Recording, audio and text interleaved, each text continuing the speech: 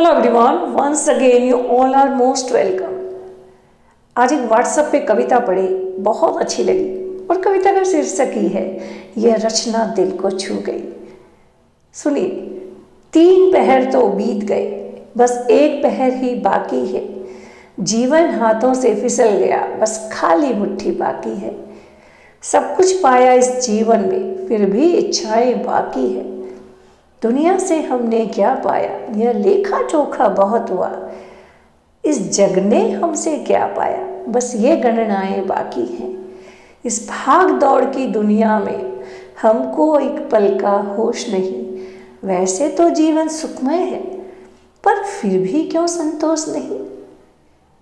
क्या क्यों ही जीवन बीतेगा, क्या यूं ही सांसें बंद होगी। औरों की पीड़ा देख समझ कब अपनी आंखें नम होगी।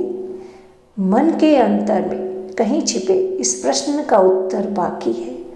मेरी खुशियाँ, मेरे सपने, मेरे बच्चे, मेरे अपने, ये करते करते शाम हुई। इससे पहले तब छा जाए, इससे पहले कि शाम ढले। कुछ दूर पराई बस्ती में एक दीप जलाना बाकी है। 3 पहर तो बीत गए, बस एक पहर ही बाकी है। जीवन हाथों से फिसल गया, बस खाली मुट्ठी बाकी है। जीवन की सारी दौड़ केवल अतिरिक्त के लिए है। अतिरिक्त पैसा, अतिरिक्त पहचान, अतिरिक्त शोहरत, अतिरिक्त प्रतिष्ठा। यदि यह अतिरिक्त पाने की लालसा न हो तो जीवन एकदम सरल है।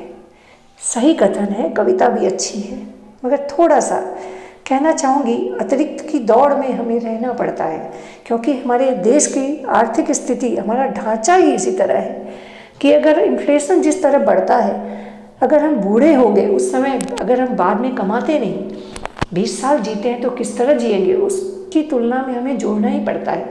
बच्चे भी कमाएंगे, वो हमें बहुत मदद करेंगे, लेकिन उनका भी परिवार होगा, तो हमें मेहनत करनी पड़ती है। वो अकेले भी नहीं कर पाएंगे, प्रयास करते रहना चाहिए। तो अतिरिक्त की दौड़ यानी कमाना बुरी बात नहीं है, बस ख्याल रखना है कि जो हम कमा रहे हैं वो किसी का हक न मारे, किसी को कष्ट न दे।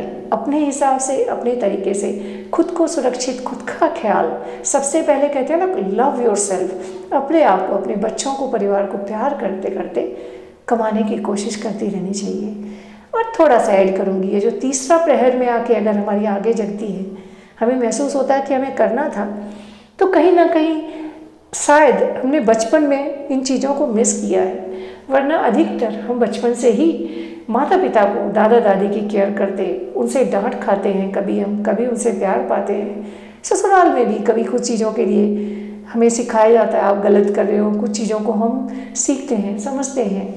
कह सकते हैं जीवन भर हम बड़े बुजुर्गों से, ये तो नहीं कह सकते हमेशा उनके आज्ञाकारी रहे हैं, मगर कहीं ना कहीं हमने कभी भी, अगर हम बचपन से देखते आए हैं, तो हम उनसे हमारा मतभेद भले ही हो, कभी मतभेद होता ही नहीं। तो उन्होंने अनायास ही हमें इतना कुछ सिखा देते हैं, जब से हम जन्मते हैं तब से लेके बड़े होते हैं तब तक, कि तीसरे प्रहर की नौबत ही नहीं आती।